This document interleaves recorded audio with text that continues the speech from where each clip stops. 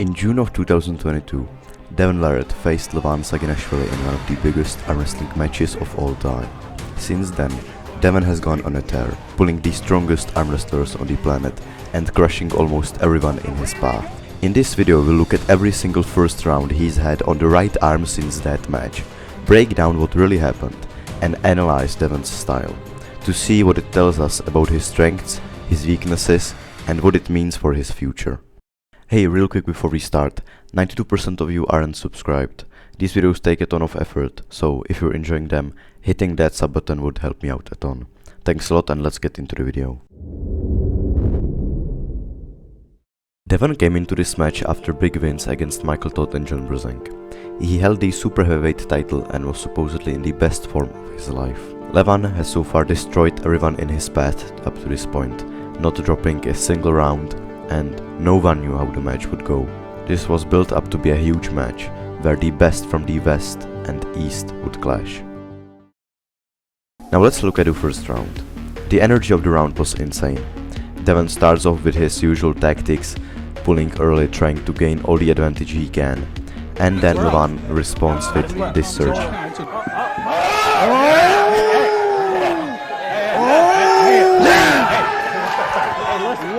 And I think that put fear into Devon's soul.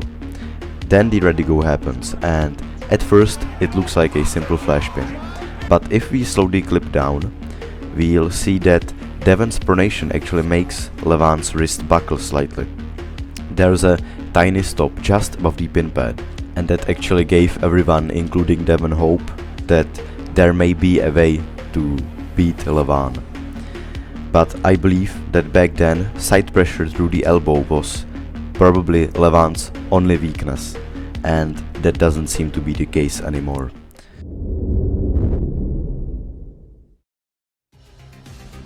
First round, without straps, Prudnik starts off super explosively and almost flash pins Devon, and Devon barely manages to escape in time. Once strapped, Devon utilizes his open arm top roll, and then transitions to a king's move when needed. He immediately compromises the wrist of Evgeny. Evgeny still manages to put in some good hits to the side, but he wears himself out very quickly in the process. Devon then gets fouled for shoulder under the table, and on the restart, Prudnik tries surging again. However, with his wrist already fatigued, he simply bounces off Devon's pronator. With that, Devon immediately secures the center, then he transitions inside, engages his shoulder, and wins the round.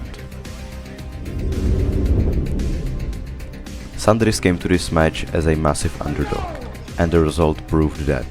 Devon maximized his back pressure pronation, and slowly Sandris' fundamentals collapsed. Devon then easily held him in the center.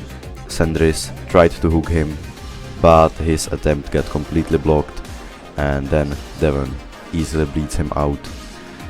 And of course, trash talks as always. I thought you said you wouldn't quit, Sandris. I thought you said that.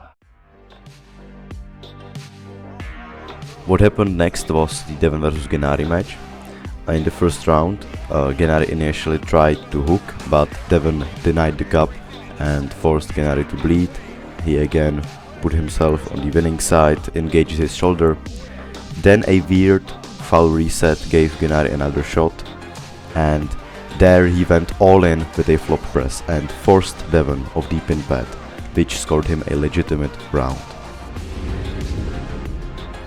In this match, Devon starts outside with his signature open arm top roll and immediately cracks Dave's hand. Dave then tries to engage the shoulder, then reverses out into a top roll again, but Devon absorbs all of it. On the restart, Devon forces the hook and shows he's stronger even there, and then another restart happens.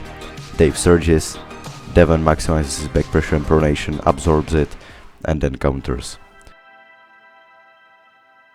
The match versus Ermes was for the super heavyweight world title. Ermes fouled early, but even then you could see his wrist slightly giving out, and once strapped, Devon's pronator took over, forcing Ermes to defend with his wrist gone. Then Devon took control of his pronator and engaged his shoulder and pressed down.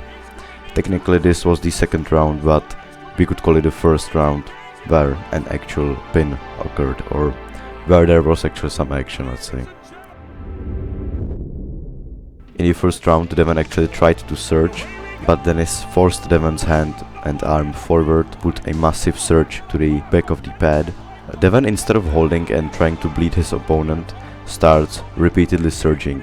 These short, efficient drives slowly break Denis down, especially his wrist and bicep, which was insanely pumped after the match.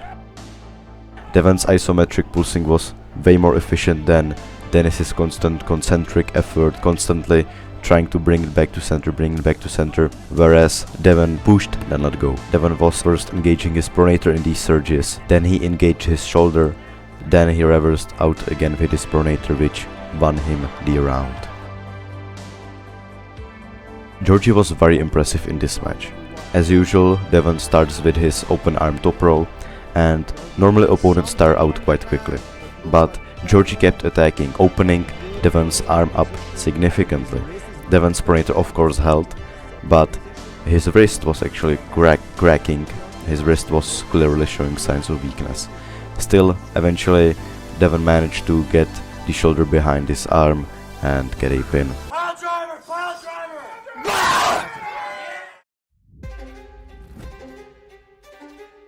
After all of these matches, Devon returned back to the Titan, back to Levan. And this time something unbelievable happened. Those micro movements will be everything! Levan tried to surge, but he immediately had to recollect in the center as his wrist started bending back. And for a few seconds there was a genuine dead stop. But as soon as Devon tried to surge sideways, Levan attacked him. Even with his wrist cracking back, he goes sideways. Then he commits to a press and stretches Devon's arm out. Still, that stop was incredibly impressive. Devon lost the match against Levan again, and after Levan, Devon slimmed down a lot and he had a match versus Chance Shaw. This was probably his weakest version. Chance actually pushed sideways very effectively even with his wrist gone, and I believe he surprised everyone by actually taking the first round. But Devon definitely wasn't taking this match fully seriously. He was talking a lot, being his usual cocky self, allowing Chance to go into all kinds of positions. After Chance Shaw, Devon pulled for the light heavyweight world title versus Oleg Petrenko, and I mean this match was total domination from Devon. He immediately stopped Oleg in the center with his pronator and back pressure. Oleg had no response basically. Devon instantly took hand control. Oleg had to intentionally foul, while Devon was over and over again screaming at him. I wouldn't be surprised if Oleg has PTSD from that match.